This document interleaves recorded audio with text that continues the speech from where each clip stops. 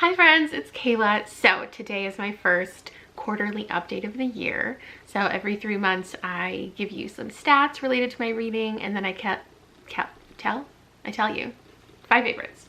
I feel like this stack looks a little smaller than normal, and it probably is because I read a good amount of library books, and normally I would reserve them just so I could put them in a video, but I definitely forgot to do that. And also I definitely have read less books. Like if we're comparing to last year, I read 35 books in this quarter when last year I read 58 books. But that's like keeping in mind that in the month of March last year, I read 30 books in 30 days. And this March was like my least amount of books I feel like I've read in a really long time in any given month. Not that it matters. Sometimes when I share my stats, I feel like it might be interpreted as me like caring about the numbers when I don't. I love numbers. And I've just done this so many times that it feels different. But it's not about quantity, it's about quality. And the fact is, the quality of the books that I read wasn't always great. It's been a mix. I have given out 9 5-stars in the last quarter. This is of books that I actually rate. So some of these books I didn't because they were childhood rereads. But I gave out 9 5-stars, 5 4-stars, 10 3-stars, and 4 2-stars. Those are my stats. I read 17 adult books, 10 young adult books, and 8 middle grade. As far as new releases, I read 7 brand new 2021 releases in the last quarter and 28 older titles. I feel like there must be a time in the year, maybe it's like my second quarterly update and my final quarterly update, that there's always so many new releases, and it's because there's so many things that are normally coming out at those times of year. But I feel like this always happens to me in my first quarterly update, is I'm like, I haven't read that many new releases, but at the end of the year, isn't it like half and half? So anyway, just some fun observations. What else? Genres. I read the most contemporary books, and then my next highest category is mystery, which is not very high. Again, might have to do with the quarter though.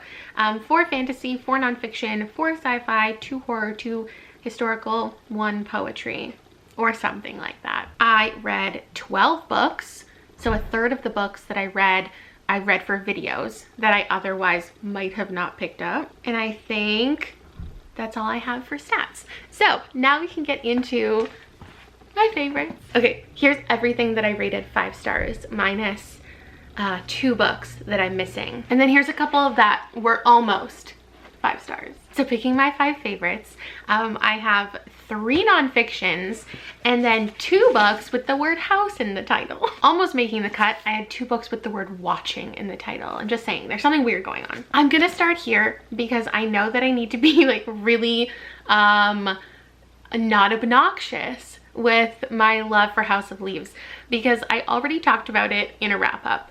It's going to be in an entire live show. It's obviously in my quarterly favorites, which means it's going to be in my mid-year, what's it called? Mid-year freak out update favorites. It's probably going to be in my favorites of the year. So like, you're going to hear about this book so much that I don't want you to be annoyed. So to sum this up quickly, I'm gonna try to give a different pitch every time I talk about it. I don't know. It's about a man who's a photojournalist, and he moves into a house with his family, and it appears to be bigger on the inside than the outside, and it's kind of a found footage situation. There's so many different things going on, and there were many more like Easter eggs and real world references I kind of wasn't expecting, that added an extra layer of awesomeness for me. I still need to like fully discuss this with everybody in the live, and I'm really looking forward to it. I feel like this is a really challenging but rewarding read, but I always thought of this book as something that like was absolutely beloved by all. In posting my review, I have seen the opposite happen, that people are saying that they hated the book, and so many people they know hate the book. So I am interested to see everybody's thoughts in the live show, and we'll see how it goes. Why am I turning red? My next house book is obviously The House in the Cerulean Sea by TJ Klune. I feel like I don't need to talk about this because everybody everyone and their mom and their dog read this in 2020 and absolutely loved it. I was the one who was late to the party. I read it for a video seen here. So I get the hype now, and I'm sorry to anybody I ever doubted, and I'm sorry to this book for thinking it wasn't going to be an absolute favorite of the year, because at this point it is. It's weird how time feels lately, because I feel like I read this so long ago now. But it is about a man. He's a caseworker. He's going to investigate this like orphanage to make sure that the kids are being taken care of and everything is good. But he is being entrusted with some extra information and extra responsibility, while also having to look into like the orphanage owner himself. And it's a story of acceptance and found family belonging, and challenging like what you have been taught, just learning more about the world and more about people, and challenging expectations. I don't know, all of the children are precious. The relationship in here is precious. It's so well written, so well paced, perfect amount of magic. I loved it so much, and I definitely see myself rereading it at some point. Next, where should we go? Let's go to the book that I don't have in my hands, and I'll just leave it here for you to look at. It's called Biased: Uncovering the Hidden Prejudice That Shapes What We See, Think, and Do. It's by Jennifer L. Eberhardt. I feel like I've said that sentence out loud so many times that I should have it memorized, especially because it perfectly sums up the book. Like, I don't need to give you the synopsis because that's it. So this is just a really, really, really well organized and thought out book, where she has a lot of experience in law enforcement, consulting, and training, and talks about a lot of things that she has taught, and also things that she has learned and heard and seen from her involvement with training, and also involves a lot of like research. There are so many studies out there about bias, and she really goes into so many different examples and discussions. I can't remember now the one that's stuck in my head so much, but it's like a well-known study, I think, where it's just the idea that like people are watching a video and you tell them to focus on something, and there's something else going on in the video, and then when you ask that person after watching the video if they saw like the bear that walked in and out of frame, they will have not seen it at all because they were so tunnel visioned into what they had been trained to do. So there's so many examples and such like thorough studies that were so interesting. I highly recommend the audiobook. As well as all of that, there's like personal stories from her, her family experiences of racism and bias that her and her family have experienced. It talks about a lot of different tragedies that have occurred, and I would recommend moving through it slowly because there's a lot to learn, and there's a lot of emotional impact, and I just think it's super, super well done. I feel like I never do nonfiction justice, and that's going to continue with the next book. That was the longest nonfiction that I read. The shortest one was also in my favorites. It's called Whites on Race and Other Falsehoods by Otega Uegba, which is an essay written in the aftermath of George Floyd's brutal murder. I don't want to put it in my own words what this is, but I will try. It's essentially an examination of whiteness. It's a critique of allyship, and confronts the like well-intentioned response, but often misguided way that white people have engaged with their idea of activism, our idea of activism. It's a question of why there was this specific response, and why now, and what it has done wrong.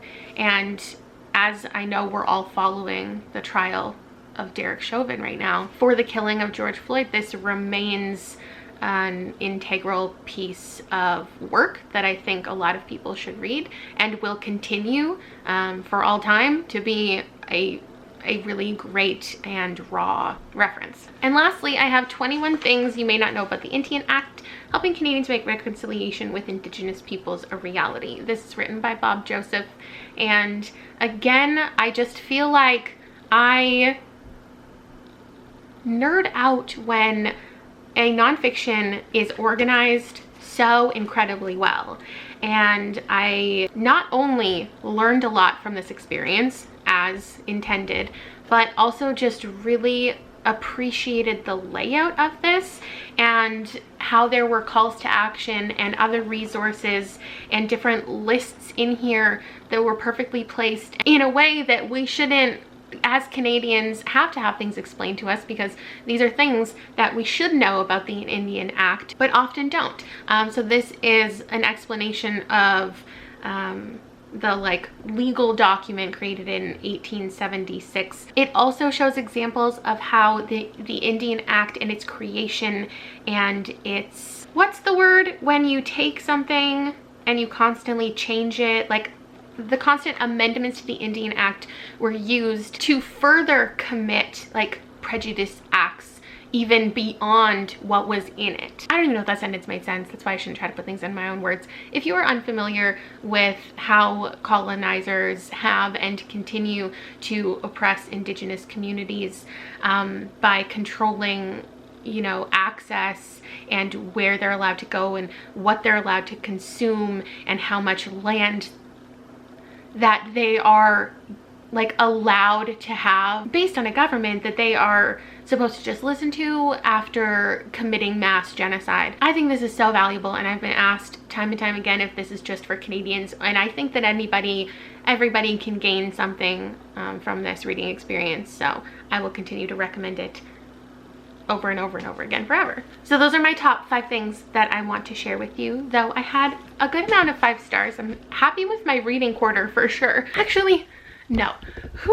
Who said I can only include 5? Me. That's who decided that. No one else. I can have more. I just started putting away all my camera stuff and I was gonna start cleaning up my books, but I kept thinking that I would regret if I didn't include The Only Black Girls in Town by Brandy Colbert in my favorites list, because I said in my video in which I read this is one of my favorite middle grades of all time. And that's completely true. And it would have been doing this book a disservice and you a disservice if I didn't take another chance to pitch it to you, because I really, really, really loved it, and it made me realize something that I love in books.